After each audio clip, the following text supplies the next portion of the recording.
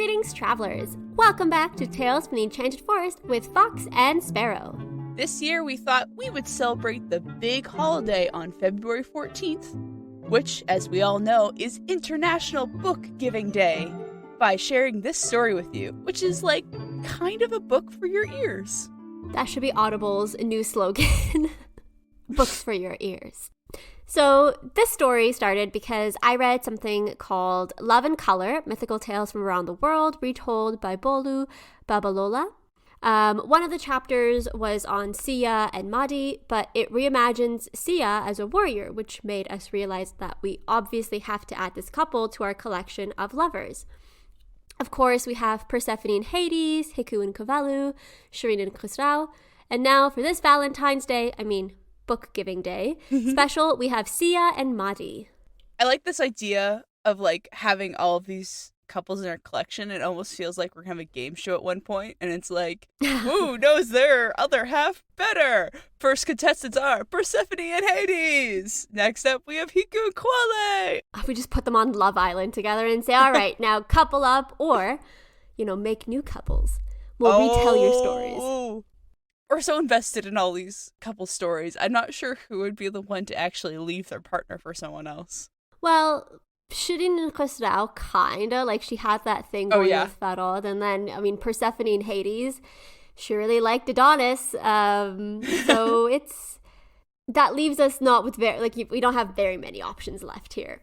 Okay, I think we would both watch the heck out of that show. That's all I'm saying. That Love Island. I'm telling you, Persephone and Hades, people think like, oh my God, they're so loyal, they're so happy. And then Adonis shows up and Persephone's like, I might have to recouple. And then she has to fight with Venus for him. I mean, I've never watched Love Island, but if it's going to be these characters, I'm here for it. I'm here for the mythology of it all. I've tried watching Love Island, and to be honest, I can't keep track of all the new people because I don't really watch reality shows as like a main thing. I don't know how people can just like sit there and watch a reality show on their own, like completely without doing anything else. So I'm usually like playing a game or coloring or something like that. I'm doing something else because it's not interesting enough to keep my attention 100%. If I'm watching it with someone, then yes. But by myself, I'm like, I need to do something else. So I was currently watching Love Island season 2, and I'm just like halfway through, and some of the couple, like, they're just completely new people. And I understand that's the premise of Love Island. I get it. But it's so confusing because I'll stop paying attention and I'll turn around and I'm like, who's this person? Where did they come from? But anyway, it's the entirety of like the Greek myths as well, where you're like, oh, I thought you were with her. Why are you all of a sudden with this person? But, that's just Zeus. I like how it's not like these people or anything. No, it's just Zeus. He's turned himself into an ant. The others are also kind of sketchy. No one actually has any loyalty to each other. Well, Persephone and Hades are probably the most loyal of the bunch. I mean, some interpretations, people are like, well, he kidnapped her. She didn't really have a choice in the matter. Starting your relationship with Stockholm Syndrome sometimes works, sometimes doesn't. Oh, I'm not saying the relationship is good, but like, I don't see Hades dating much else besides this. But yes, so besides putting these characters on a Love Island type TV show or something like The Bachelor, this story of Siya and Maadi, I think they make quite a cute couple, if sometimes confusing. Mm-hmm. The one issue I did have with this story is, so I obviously read it in the book by Babalola, but then I was trying to find a version of it that I could, take a source from or I could dive deep into, but I couldn't really find like an official source for it that was consistent. There's obviously different retellings of the story, and there are some versions that are a bit different.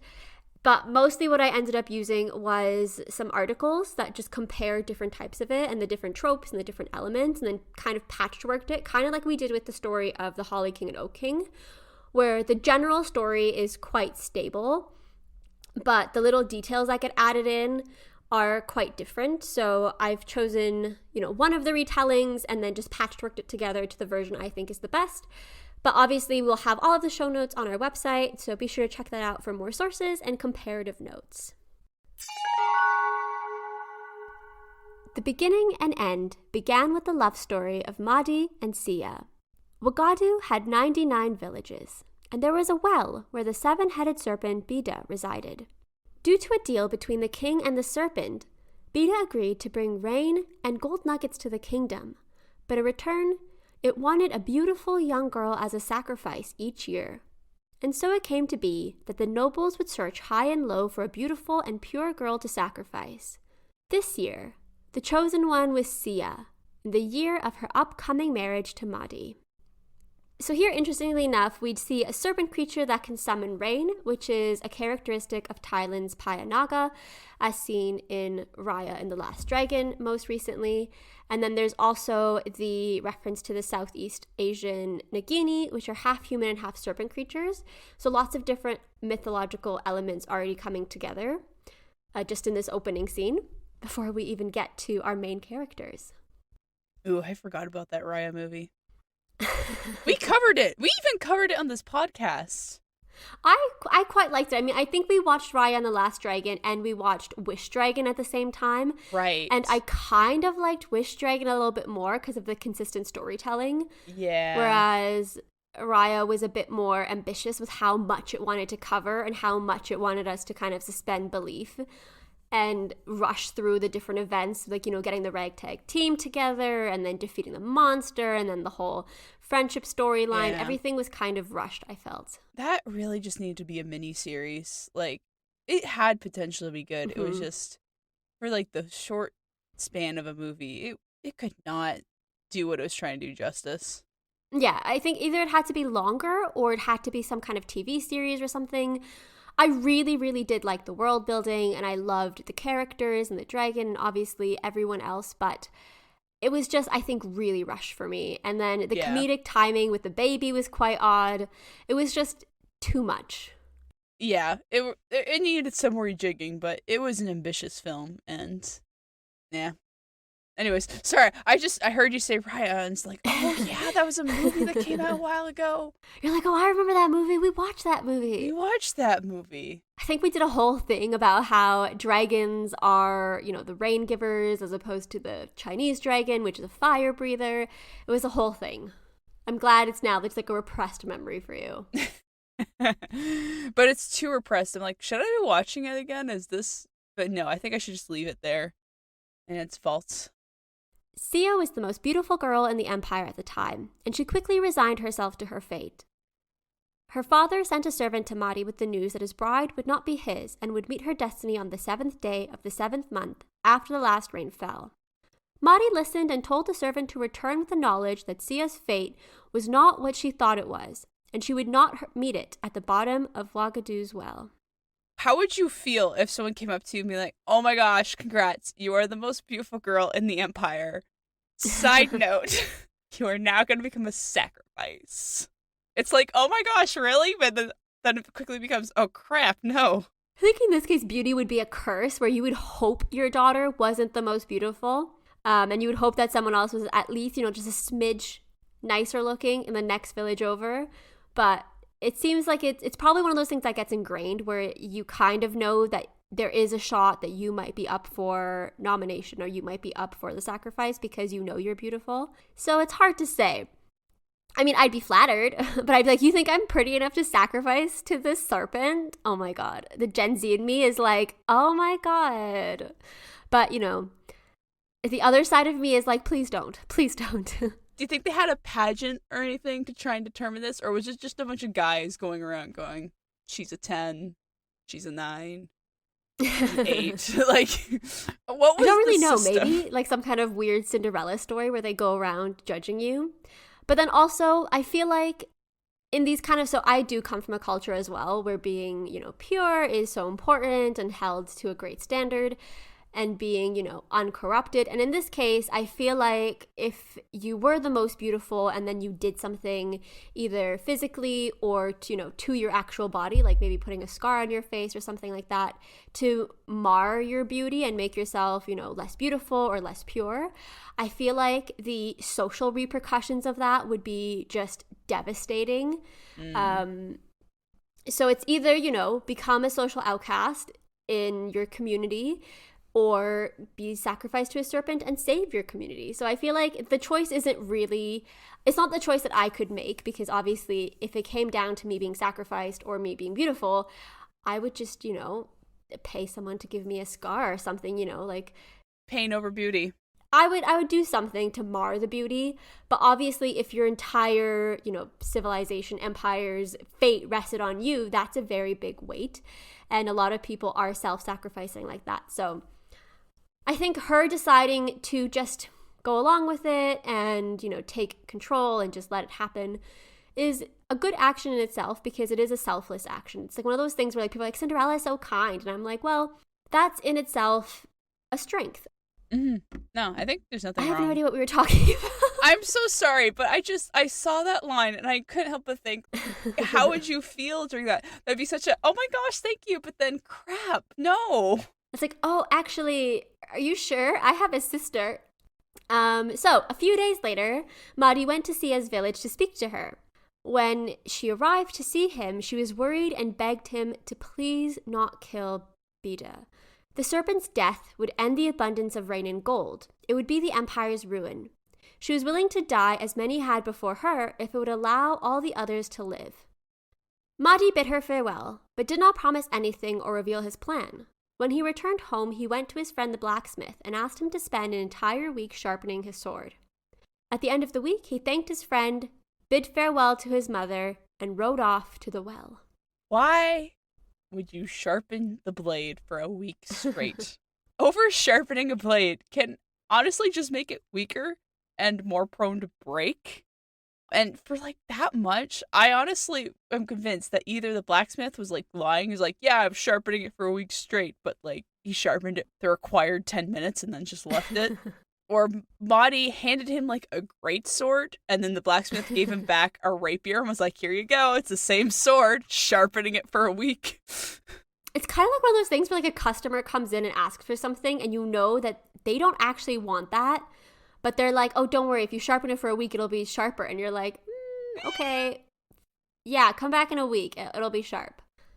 But who knows? It could also just be, hyperbole to showcase how sharp this sword was. Also, important to note, I think it might also be to do with the connection between, sharpening it for an entire week, plus the connection with the 7 heads. So the idea that it's sharp enough to cut through 7, heads. I don't know. The number 7 keeps coming up a lot. So I'm like, interesting. Maybe this is like some kind of repetition. Because usually with oral folklore and oral stories as well, repetition happens quite a lot to keep the pacing of the story going. So, 7 days, 7 months, 7 heads. It comes up quite a lot here. Why didn't you just get 7 swords instead of just the one? I feel like that would be very impractical. But sharpening it for a week is very fine. We have limits, okay? I'm splitting hairs here. Suspend belief, but not too much. Okay. Cool. This is fine. Nothing will happen. But, just a tip for everyone else out there. If you're going to go fight a 7-head monster, maybe don't sharpen it for a week straight. Just do like 10 minutes or whatever is required, like not that long. And you should be good to go. Although, another reminder, because I also recently learned this, you should sharpen your kitchen knives. Not sharpen them. There's something you do with them, with like the blade to make sure it stays nice and sharp, that I've never seen literally anyone do, except, my fiance. And I was like, oh, are you supposed to do that? And he was like, yeah, it keeps it nice and sharp. And I was like, oh, I didn't know that. But there's lots of things we do that dull down the end of the knife, and that's why it's hard to cut through things. And let me tell you, using a sharpened knife is just, cutting is so much easier. Anyway, that's just, my kitchen tips with Fox. Tune in next week when we give some, cooking advice as well. It's like next week, what's in the pot with Fox and Sparrow? Fox and Sparrow, it's a stew. And I don't know. This bit's going on. It's still a story. It's still a story. It's a stew of a story. Meanwhile, Siya had been led away and readied by the people of Vogadu. At night, she led the procession to the sacred woods where the well was and sat on the sacrificial golden stool. The nobles and praised singers sang to her, but also warned her. If she survived, That meant the serpent had rejected her for being unclean. Siya was still uneasy because she had not heard from Maadi, but retorted that she did not know what the night held for her, but she knew that she was clean and pure. Everyone left, and Siya waited for hours. Suddenly, she felt someone creep up behind her and turned to see Maadi. Again, she begged him not to destroy the empire, but he replied that this was their fate and it had been sealed. He would save his beloved at any cost. Ah, yes, this is like the age-old question of, do the ends justify the means? Similar to the classic trolley problem. Is it better to sacrifice one life to save many, or is it better to not do that? What do you think, Fox? Honestly, I come from a very biased opinion. I mean, if it was, I would like to say, I'd be so selfless. I'd save an entire kingdom. But you put my mom up there or, people I don't really interact with, and I'd be like, yeah, my mom. The emotional choice would be, I think I would still choose my mom or, my fiance or, my dad, whatever it was. I feel like it's just, humans are just so selfish in some ways that occasionally it blinds us to what the greater good is. But then you have the opposite problem where some people go too hard for the greater good and they, decide, oh, let's go crazy with the fact that this will better human society, and it's something insane like eugenics, and you're like, all right, that's too far. But I think it's double-edged. There are people who would say, oh, hypothetically, I'd save the empire, obviously. But there are people who just couldn't. And if we're being honest with yourselves, like, you put, your child up there, you put your lover, you put your mom, your dad. It's really hard to say that you wouldn't save them. Specifically if you could also do something to protect them as well. Like if you were standing there with a sword and someone rushed at your parents and they were like, oh, don't worry, we'll, the entire community will get tons of rain and that'll feed, the crops and you guys won't starve. That's something in the future. So it's a lot harder for us to think through it and go, okay, the future will be better for it. Because, in the future, what's one life to the life of many? And more people will eventually die if I, save my parents. But you just react, right? You just react in that moment and you're like, I have to do this. So to some degree, it is selfish, but it's kind of that understandable selfishness that comes with having powerful emotions for someone, is that you can't just step aside and let things happen to them. Mm-hmm. And in this case, I think it might have even been like we'll deal with the repercussions after, but this is what's happening immediately. Yeah. None of this would be easy decisions, but I find it much more bearable to think, okay, if I'm sacrificing my own life, like I'm very familiar with that. I know what it weighs, and it's like, okay, I can give that up. But you're right. Like if I saw like my parents there, my sister, my brother up there, I would be like, heck no, swap me out, put me in, coach. Like they're not going down. Yeah, and I think that's where it is. Like Siya is in the position where she is willing to sacrifice herself. Like most of us, like if you said, if you die now, I will, the entire planet will be better for it, like 100% guaranteed. It would be very hard to say no to that to some extent. Mm-hmm. Or, it's one of those things where you would take the position of the person being sacrificed, but just to stand by, and you can't take their spot, you can't help them. It's just, you have to let them die. It's I think that's too much to ask. Yeah. Obviously, like, greater scheme of things, not important, what's one life. But that's, I think, what makes us really human, is that it's important to us. That one life is important to us. Yeah. Again, very selfish, but understandable selfishness. It's true, but it's also why this story is, there's a lot of reasons the story is interesting, but one of them is it does ask that philosophical question we keep asking ourselves. I know people who hear that question like, oh my gosh, I hate that question, because they give some of these same answers, but we still see this keep coming up. Like, it is still important for people to think about, like, what are you willing to do for the greater good? Is do the ends justify the means? Anyways. And there are like entire branches of philosophy you could look at that decide, the greater ultimate happiness of the majority is more important than the happiness of the individual, whereas others, think that the individual happiness make up the collective good. It's all, we could deep dive into, the philosophy of happiness, but it's a wide span. And I think the reason why there's entire branches of philosophy about it is because people are so divided, and they tend to fall into kind of these camps of the greater good outweighs the individual, whereas other people think the individual outweighs the greater good. And other people just think, it's all relative. It's all relative to, who the person is, who they're related to, how they feel. Like, everything is just connected. So maybe you kill this one person, but that's just not like one life isn't always equal to another. It's a whole thing. Tune in next week. And obviously, yeah. Tune in next week for our philosophy lectures after our cooking show. Yeah, we study Kant and Aristotle and see who was right. Obviously, Maadi here has made his decision, and so he stalks away to the side of the well, and they both kind of just waited to see what would happen. The time finally came, and it was this time of spirits where the barriers between the worlds were kind of waxed, and this is the time when the serpent comes out and possesses his offerings. Everyone knew at this point the serpent had 7 heads. The first one was silver, the second was gold, the third was fire, the fourth was black, the fifth was white, the sixth was red, and the 7th was normal. This 7th head was always the first to come out of the well, and then they would rise out in reverse order if the sacrifice was pure. Somehow, Maadi knew about the order of the heads, so as soon as the 7th head rose, he sliced it off. He then cut off each head until the first head rose up and lit the world with silver light. Before he could sever it, it let out a cry that resounded throughout the empire. The fearsome creature rained down its curses with its dying breath. I swear by the Lord of the 7-headed being, for 7 years, 7 months, and 7 days, Wagadu will not receive a drop of rain or gold. Despite hearing this, the ever-stubborn Maadi swung his sword, and the serpent's last head joined the others. Now, this is the part where most of the stories end. Wagadu is cursed, but Siya and Maadi get married and weather the storm.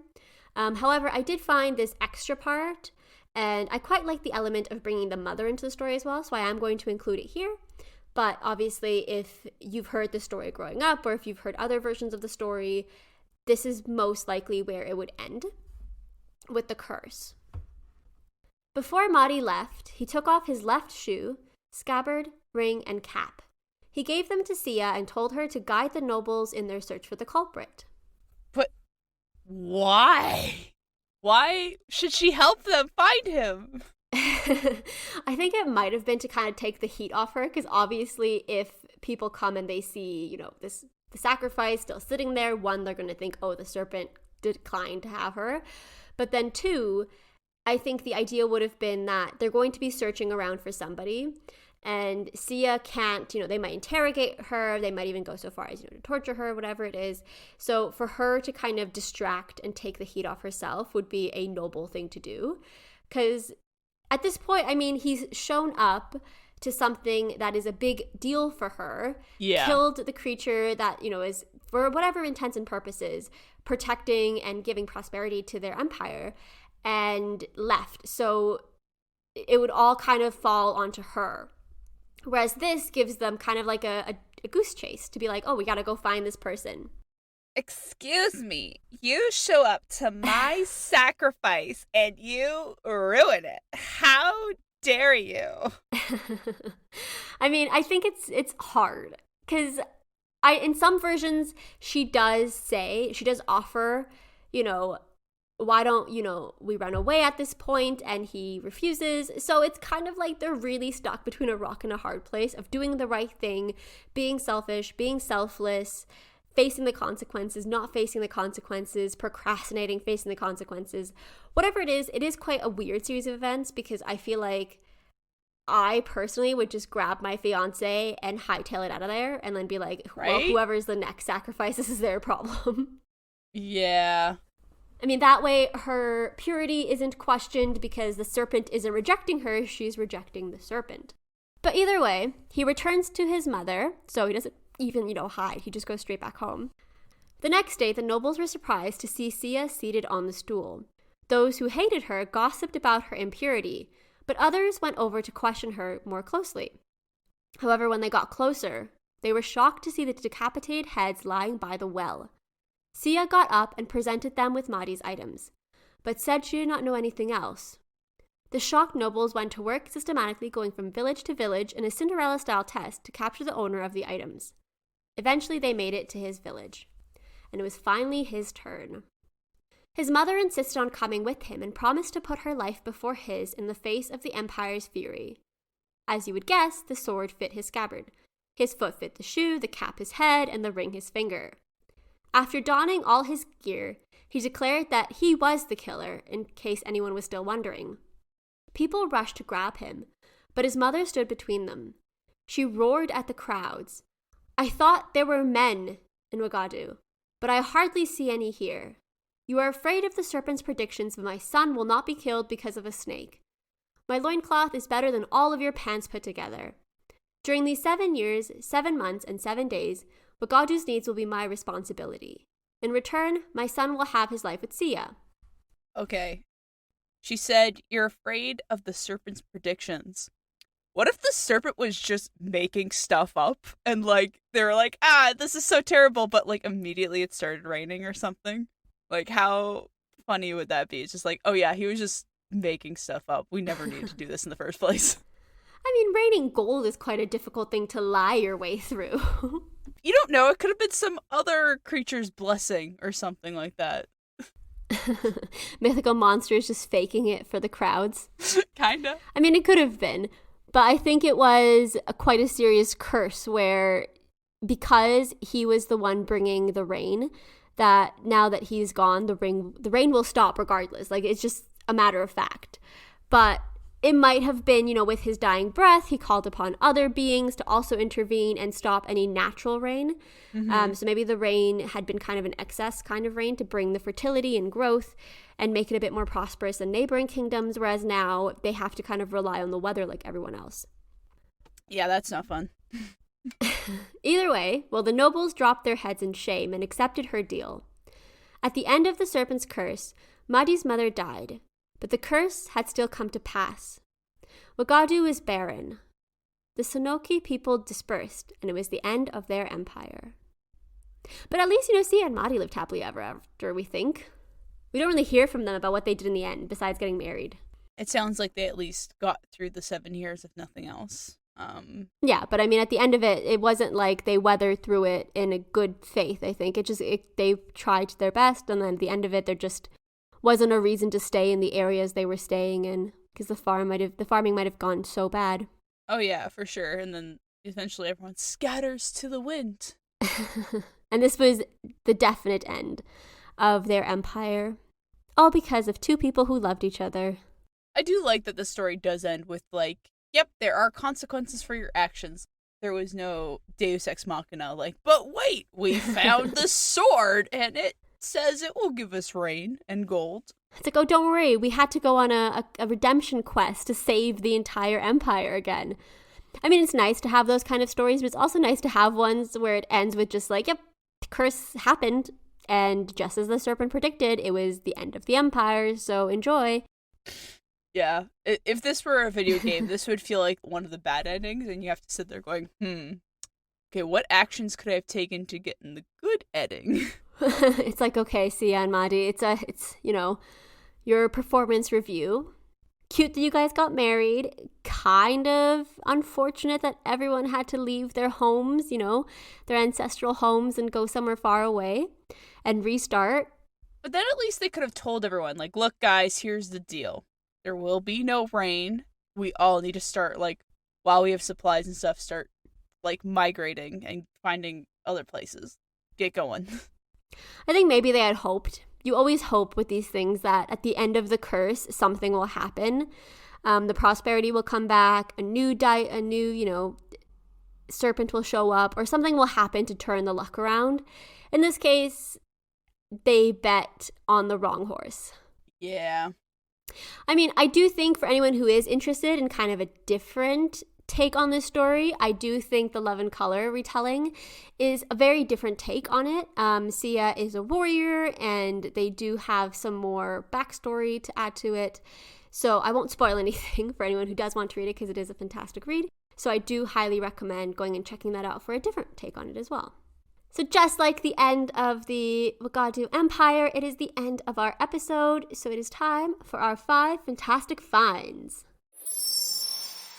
Number 1. Before the serpent died, he used his last breath to curse the land for 7 years with no rain.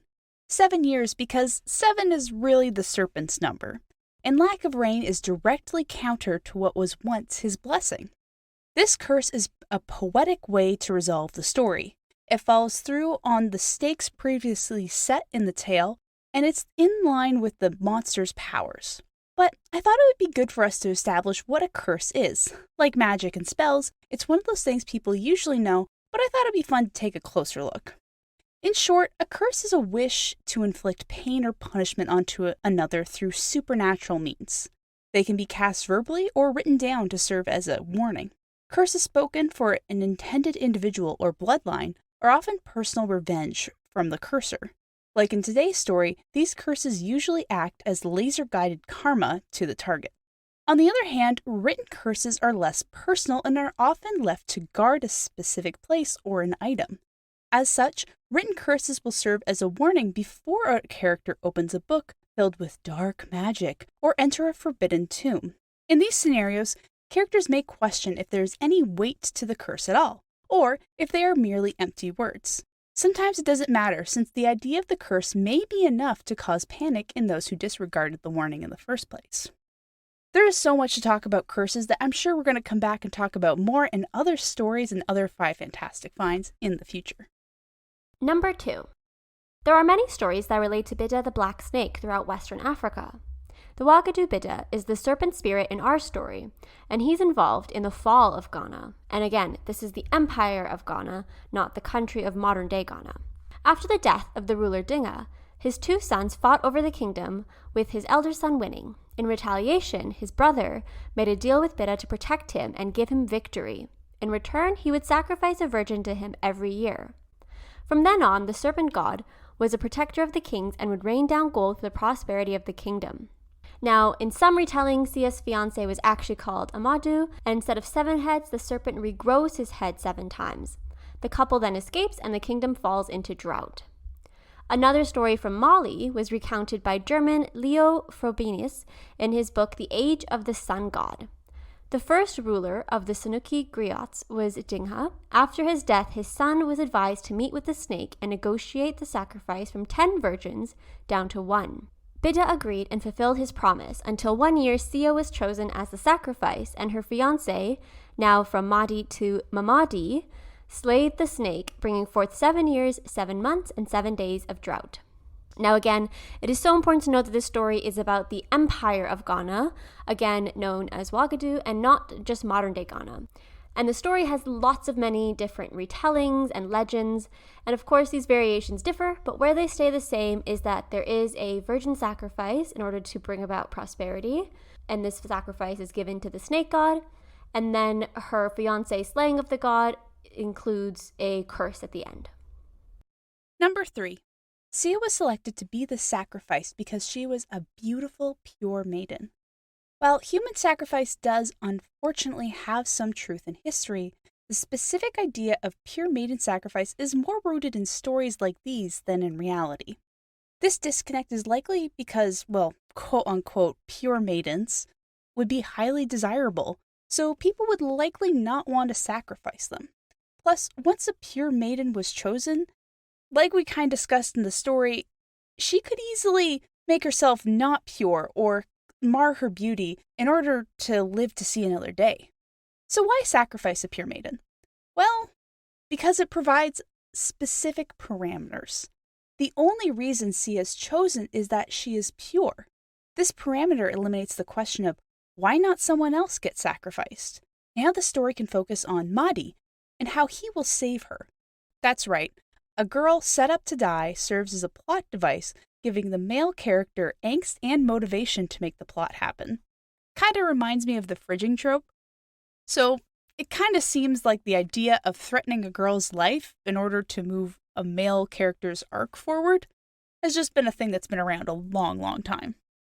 Number 4. Would you sacrifice one life if it meant greater happiness and prosperity for the rest of the kingdom? If you answered yes, then congratulations, you might just be a utilitarianist.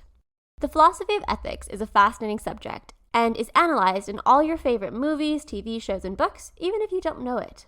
Utilitarianism is the belief in the greatest amount of good for the greatest number of people, with the ends justifying the means. Jeremy Bentham's greatest happiness principle says that the goodness of any action should not be judged as good or bad by its intentions, but by its consequences, which he relates as human happiness. Now, as with any other branch of philosophy, there are lots of issues with the utilitarian principles, and this can be brought up with a classic trolley problem, as we mentioned during the episode. Even the trolley problem has tons of issues, because how can we measure happiness objectively for a large group of people? The idea of sacrificing a stranger for the greater good is fine in theory, but what if the sacrifice was someone you loved? Maybe instead of having 5 strangers on the track, it's 5 of your family members. Would that change your mind? Objectively, this should not change the equation of 1 life taken for hundreds of lives spared. But human emotions and motivations are not equations, and it's very difficult for us to separate our emotions from our consequences and from our philosophies. You can see why ethics and philosophy of ethics is such a mind-boggling experience. There are so many theories and ideas trying to understand intentions, motivations, emotions, consequences, justice, and virtue, not to mention seeing ethics on an individual level versus a societal level. So I ask you again, what do you believe in? Would you save the human sacrifice if it was someone you loved versus a stranger? If it meant that the entire kingdom would suffer the consequences? Number 5. While the 7-headed serpent from today's tale is unique in its own right, I would be remiss if I didn't mention another iconic multi-headed monster, the Hydra. This Grecian mythological creature is a giant multi-headed serpent, dragon-like monster. I say multiple heads because the head count frequently changes. You see, Hydra has a nasty regeneration ability. When 1 head is severed from its body, 2 more take their place. The main story featuring the Hydra comes from Heracles' second labor. Heracles was tasked to kill the 9-headed serpent, which had a deadly poisonous breath. But of course, this is no problem for good old Heracles, who seems to be favored by the gods. Except for, of course, Hera, who hates him and specifically raised this Hydra to kill him. But that won't stop our boy.